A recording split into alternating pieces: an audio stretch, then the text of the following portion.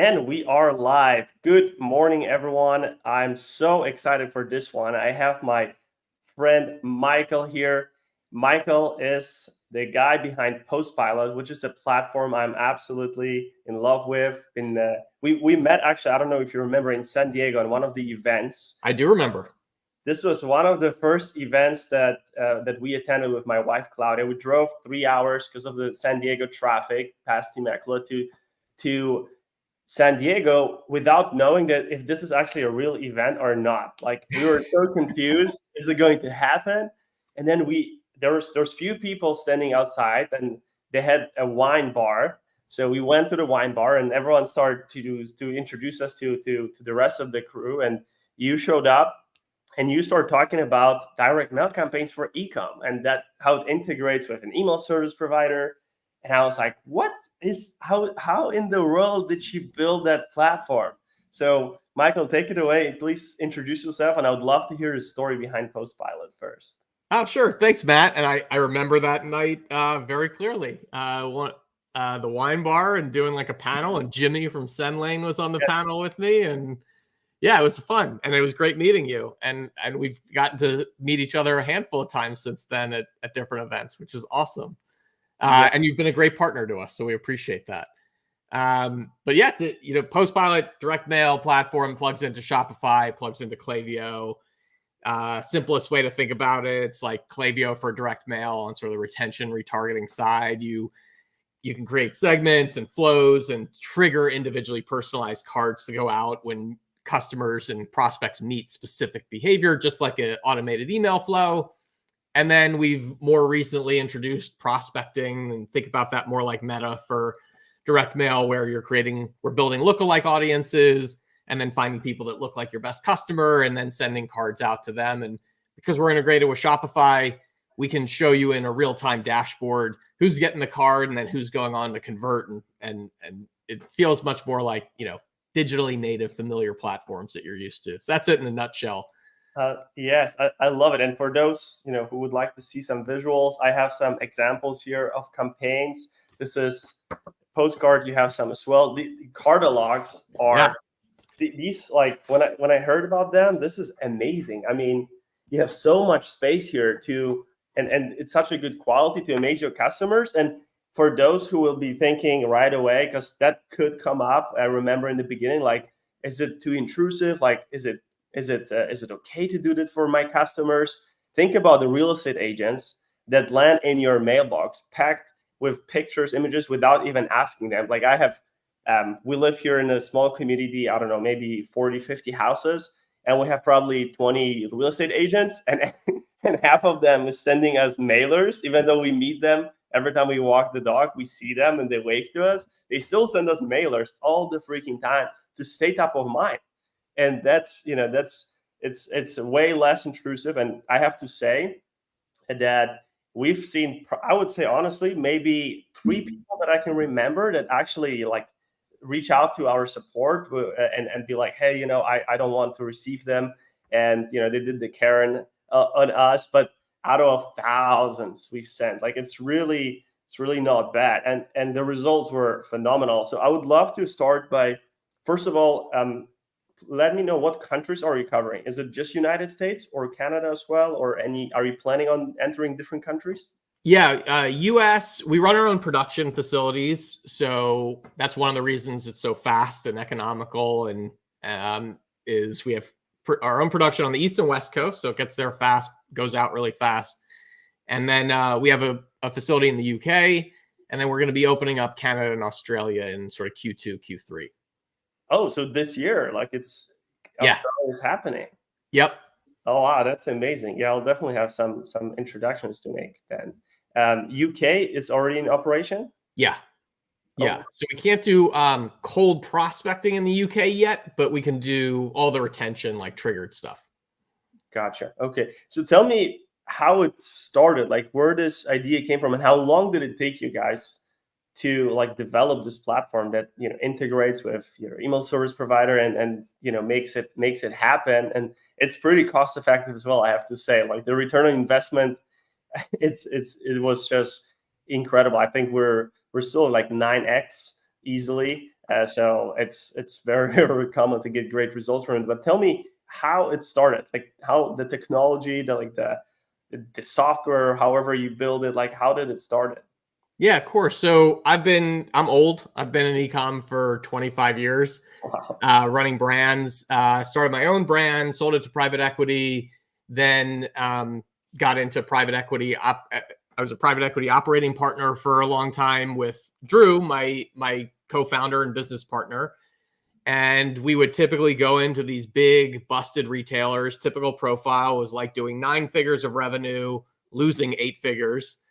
And we would buy them and then try and turn them around, get them profitable again, growing again, and then sell them. And direct mail was like one of the great tools in our tool belt, in that, especially at these big brands, they would have big customer lists, like 5 million customers or more in a lot of cases. And then we'd look at it, and less than 10% of those people were actively engaging with their email campaigns.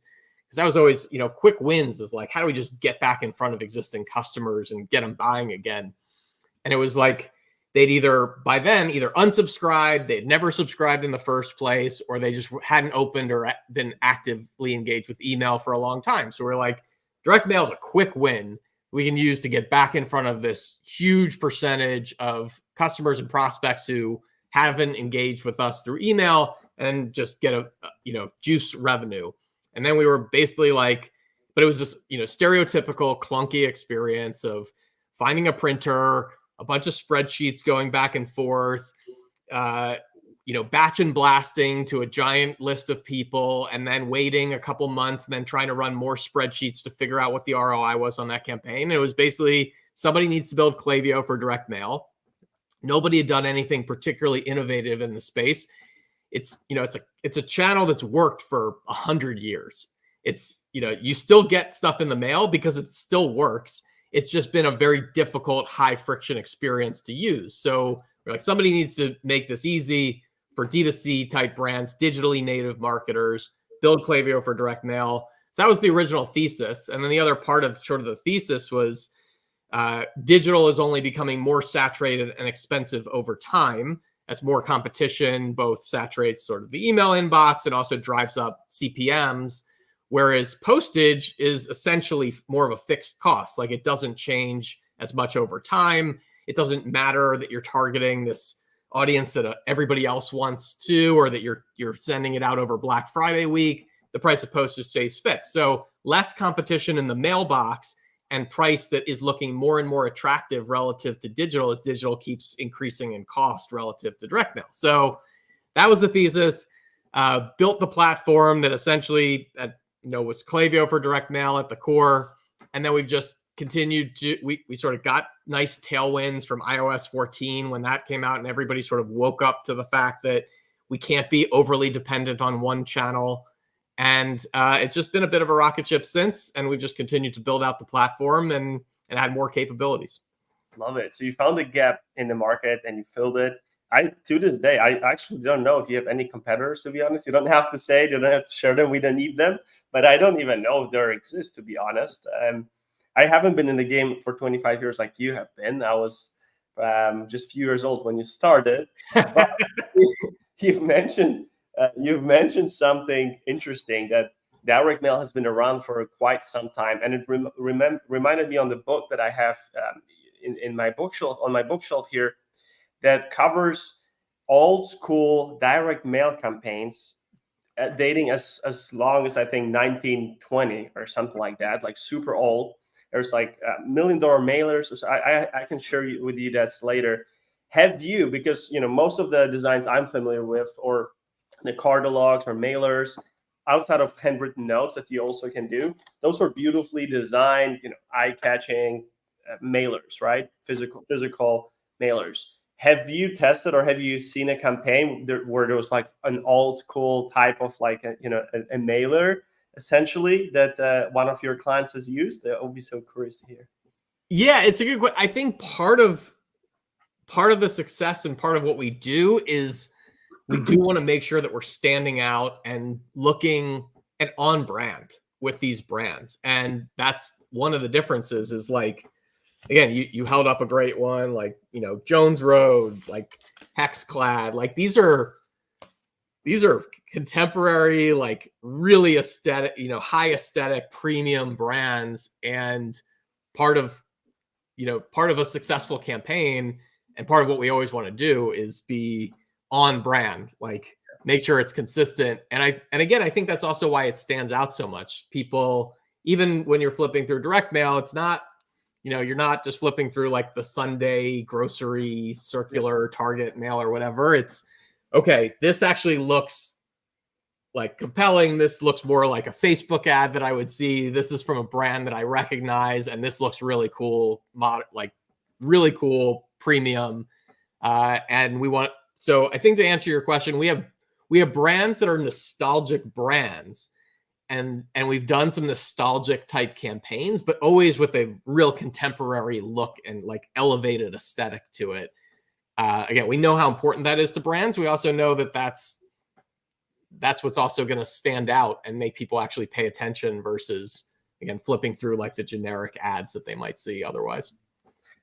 That's interesting, because I started seeing a lot more like advertorials or landing pages that are heavy on copy and like storytelling element and less like design focus. But yes, obviously you want to make it on brand. I mean, this thing is so nice. I actually have the data to prove that people leave it somewhere probably around the house, because it takes them like a week or 2 or 3 weeks to come back and order, so they have to keep it somewhere. And it looks really nice. But because there's a lot more that I've recently, I started seeing a lot more like landing pages that are really not design heavy, but like copy or storytelling heavy. Maybe this will bring back like the old school way of digital mailers. So yeah, definitely keep us in the loop with like the examples. How when it comes to like design versus post, like the cardalog versus postcard versus handwritten notes, which one do you feel like is used the most? Yeah, great idea. They're really great question. It's really for specific use cases, specific formats are better. So typically on retention campaigns, things like a win back campaign where somebody hasn't bought from you in 6 months or a year and they're not engaging with your email anymore, and you need to get them back before you risk sort of losing them for good, or you just want increased LTV by getting them to make another purchase when they're not thinking about you otherwise. That's like a standard 4x6 card is like perfect for that. It's all they need is a nudge. They're familiar with your brand, so they're going to recognize it as they flip through the mail. They're going to see like a cool offer, a cool visual, and then they just need that nudge to remind them to come back and make another purchase. So you want to use a smaller format like that because it's going to be the least expensive.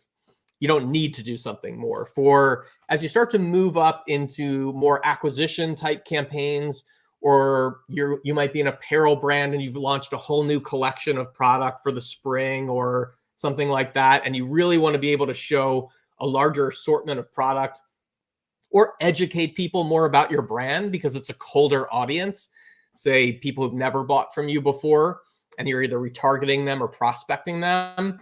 Typically, the bigger formats can work better for that because they're not as familiar with you and they need more information. You need to educate them and inspire them and show them a larger assortment of product. So you can either use something like, an oversized card, like this is actually a 6x11, or the cardalog format like you showed, Hexclad here with being able to show, a bunch of different product categories, educate people on, on the product, what makes the product special, social proof and reviews over here. It gives you tons of space to be able to tell that whole story.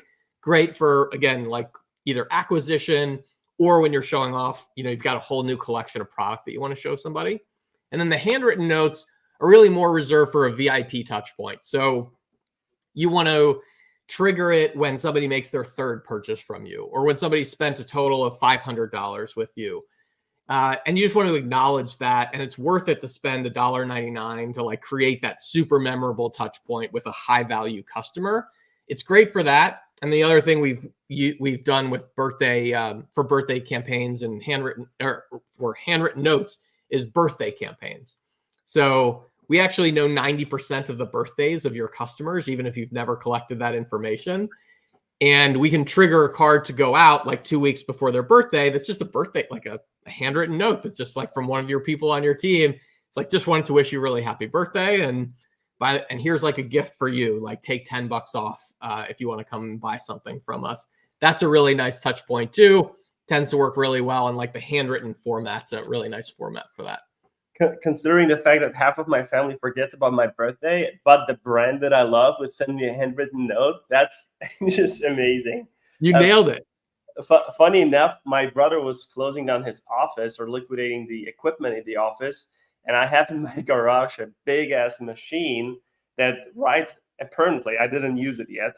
Maybe I can send it. It's super heavy, but I don't know how to send it. I will hand deliver it to you, but so you know how to use it. But it apparently writes notes, like handwritten notes, and it puts these pages or letters into an envelope. And I think it even puts the name, like address and everything on the envelope, and maybe even stamp it. It's not, I mean, it's kind of like a desk size, standard desk size, but it's heavy. And even, I remember bringing it here, like, so it's hard to get it in and out of the car. But I have it. So if you guys need for equipment, let me know. That's awesome. Thanks. We got like an army of those things. And yeah, I mean, it's probably very similar to the type of equipment that we have. It's like a robotic thing with holding an actual pen on paper. Wow. And, the software, there's like the hardware piece of actually holding the pen and writing stuff out. And then the software piece is what allows for dynamic personalization and also creates the like variation in the handwriting, things like that, where to make sure it's authentic, like you don't want everything to be super perfect. You want it to like the lines to look a little wavy. You want like the letters to all look different. You want things to like connect and have little like errors in it a little bit. So yeah, we do, probably have something similar to what you have in like, giant space with tons of them in it. And it's pretty cool. My wife wants me definitely to get rid of it because it's just collecting stuff. I'll try again, but maybe I'll just turn it on just for fun and see how it works, because they're fun. They're cool machines. It's really cool.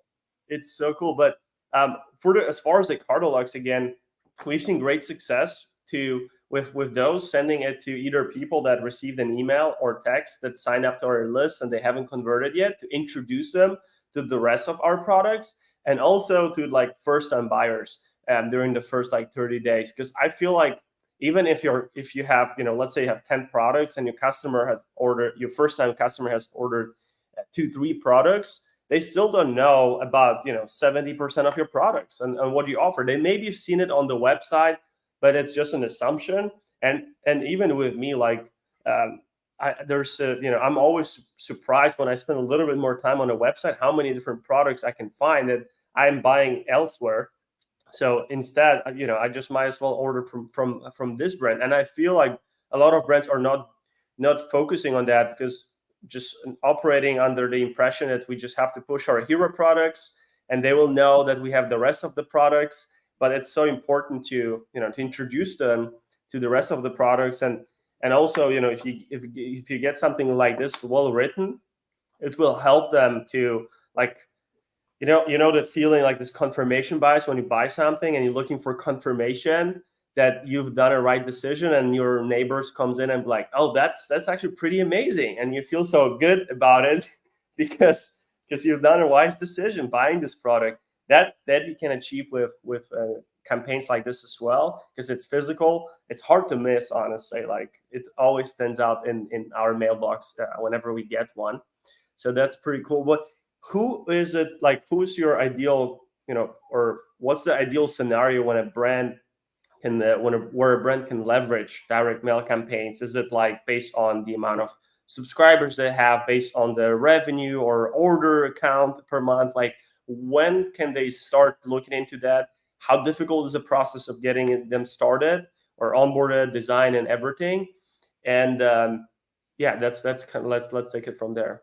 Yeah, sure. And I love what you were mentioning before about just like reinforcing the purchase decision. That's a really good thought.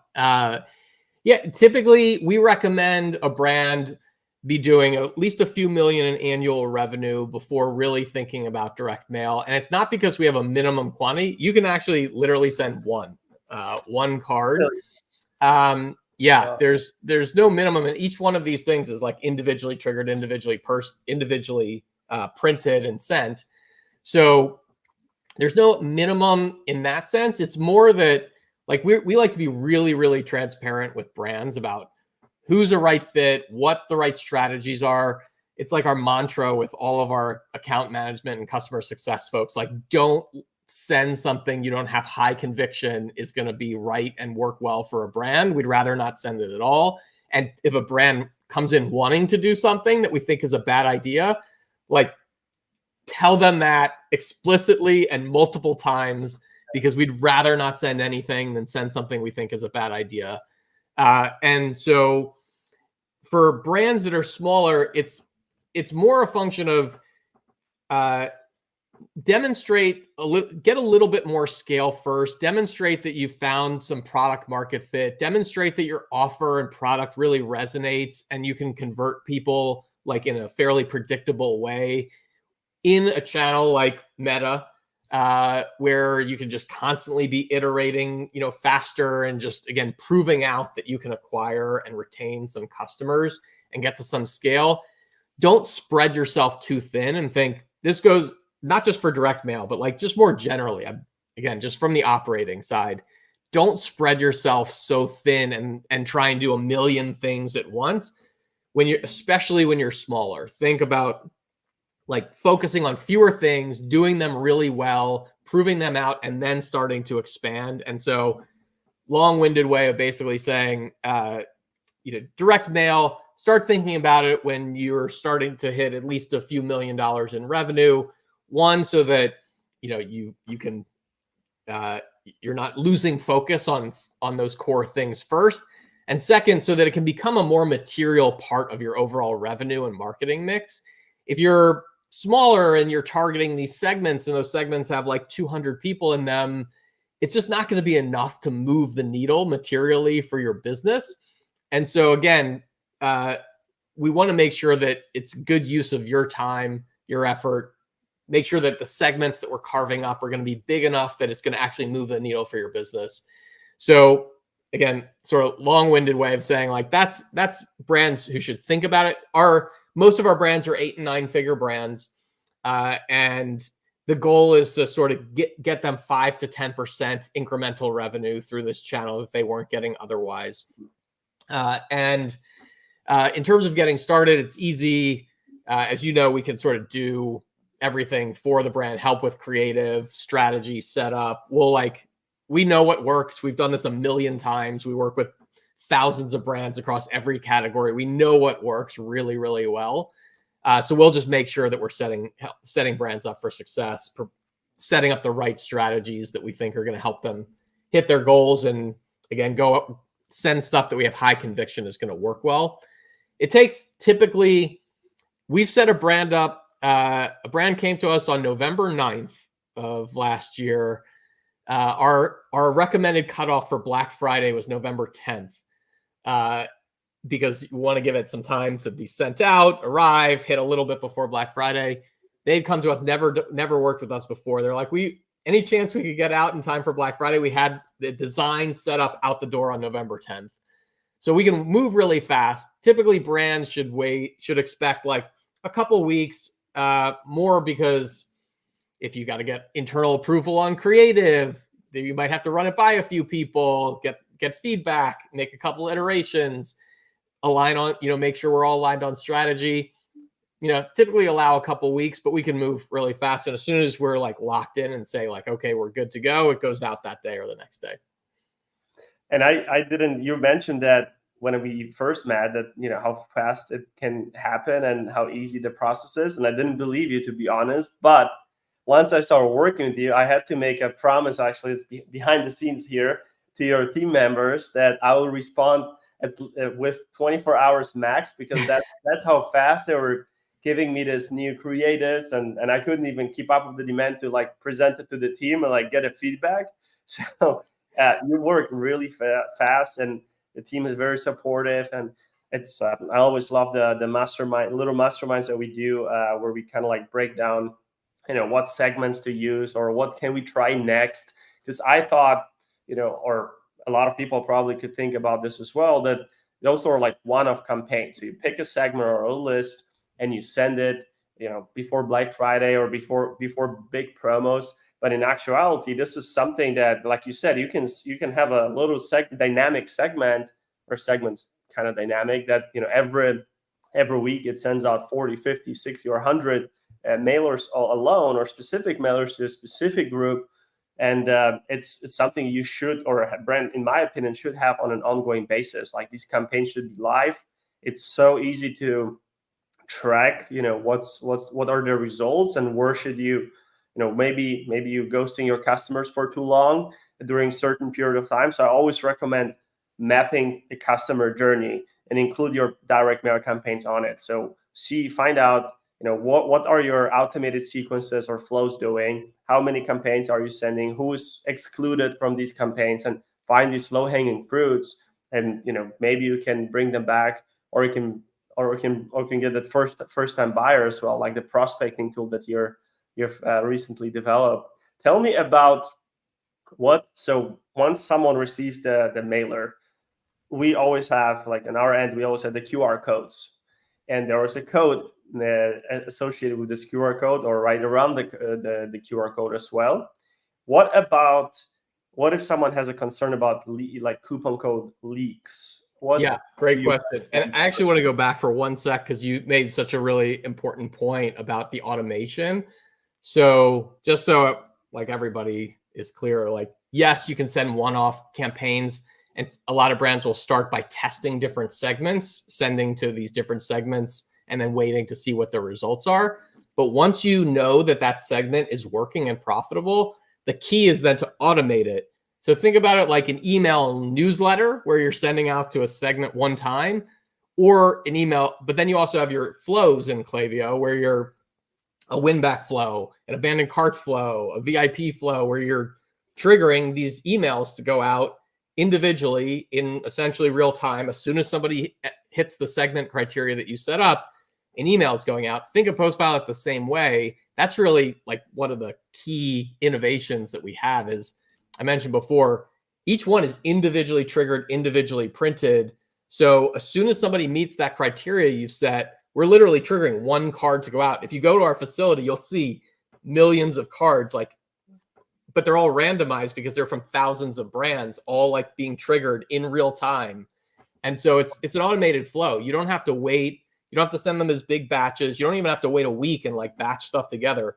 Like, you abandon your cart and you want to say, wait 24 hours. And if you don't come back and buy within 24 hours, trigger a card on hour 24, like, Matt's getting a card triggered and sent out like right then and there. So that's also just, I was glad you brought that up. It's just a key sort of thing that people don't totally picture. They're thinking, I got to send large batches all at once. Like, nope, one card at a time. Wow. I didn't even know that. Yeah, that's pretty amazing. Yeah, I mean, I would love to see the facility at one point. Like, I guess everyone else would like to see it. That's like state-of-art thing that you develop over there. And that actually, to your other point about coupon code leakage, that's what allows us to also do dynamic single-use coupon codes on the card. So because each one is individually triggered and printed, we can support unique coupon codes through Shopify. We just create, a single-use code sequence, like you would, same way you'd set it up in Shopify. And then we can put an individual code on every card that goes out. And I'm seeing if there's like one of the examples here. I mean, one thing that you can see on like this one is, it's gonna be hard to see like in the camera, but this says like, "Hey, Paul." Claire. So it's personalized with like the person's name, and then you would be personalized with their specific code here. I will also just mention that coupon codes are a signal to understand redemptions, but we actually find the coupon codes tend to significantly understate the actual number of people that are buying who are influenced by the card. So we track in a number of ways. We know, again, because we're integrated with Shopify, we know who gets the card, when they got it, and then if they go on to make a purchase, and we show you that one-to-one attribution, that person made a purchase at this time for this amount in the dashboard. We can show you if they used a coupon. And then if you also want to think about incrementality, there are lots of ways to do it. You can do lift test holdouts, but you can also do things like filter out anyone who is who's opened an email from us in the last 30 days, because we're integrated with Klaviyo too. And you can say, I only want to send to people who have not opened emails from us recently. And you can target people who, have gone 6 months or a year or 2 years since their last purchase and have not engaged with email since then. So again, it's like we're really focused on trying to drive incremental revenue by focusing on people that you're not already hitting through these channels. And the key is there's a lot of those people. If your email open rate is 30%, that leaves 70% of people that aren't seeing that message. Yes, that's definitely. And we start really breaking down or increasing the frequency of sending to those who bought once and never again, because I think like you just assume that they received our emails. You don't text all of them, because not everyone will give you their phone numbers and a consent to text them. I think honestly, from my experience, you can piss people off more with like text campaigns or too many text campaigns than a direct mailer. That was at least my experience, and also from a customer perspective, same here. Like I feel like they come at the right time. Somehow, someone who created the segments did it well, because they come at the right time, when right around the time when when I'm ready to place my next order, versus receiving text after text might be triggering that unsubscribe or stop text that you would send to a brand. But wow, we cover a lot. I learned so much about the platform behind the scenes as well. Didn't know before. So we know that PostPilot is great for 7-figure plus brands. It's the way of tracking and impacting the return on the investment and tracking it. There's various ways to do it. We know that your team is pretty fast when it comes to like helping with design and making these campaigns happen, even if it needs to happen last minute, but we don't want that to happen often. And there is a way to prevent like coupon leaks, because you integrate with Shopify. Is there anything else we should add for those who are learning about PostPilot for the first time? I think one of the most common questions we get is like where to start. What's the strategy that we should start with if we've never done direct mail before? And typically our recommendation there is start bottom of funnel and then work your way up. So there's really a lot of easy wins on the retention side.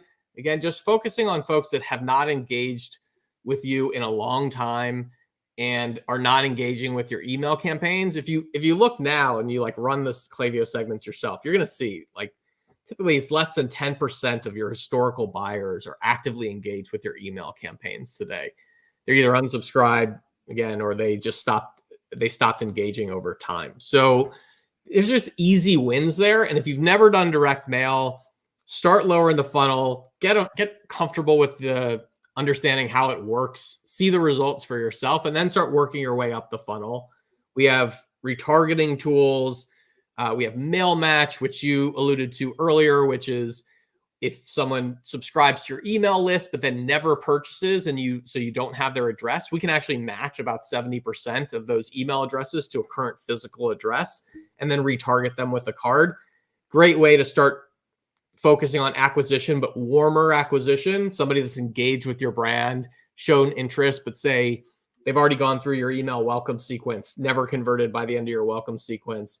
How do we nudge them off the fence to try and get them to make that first purchase, trigger a cart to go out, and that sees really good returns too.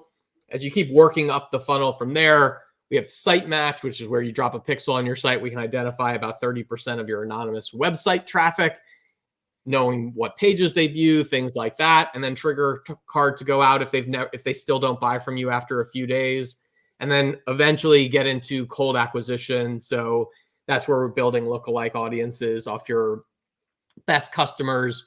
And just like Meta, just like any other channel, as you go colder into acquisition, ROI is always going to be lower. So again, start, get comfortable, work your way up. Brands, might get 5 to 10x plus on retention.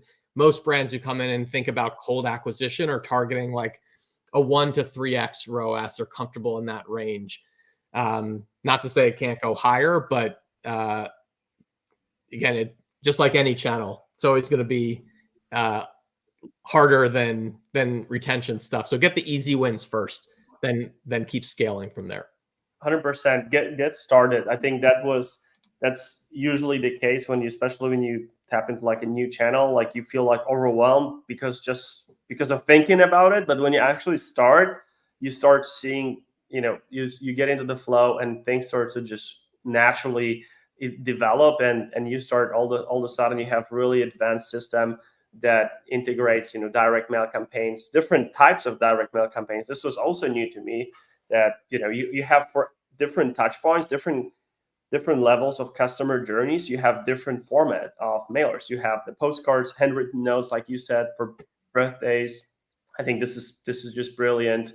And you have the big catalogs that are great for, especially in the beginning or when you launch a new category or a new product and you want to spend more time, explaining the benefits of the product, or you want to tell more than one story. If you have success stories you would like to share with your audience visitors, with your customers or potential customers, there's so many use cases.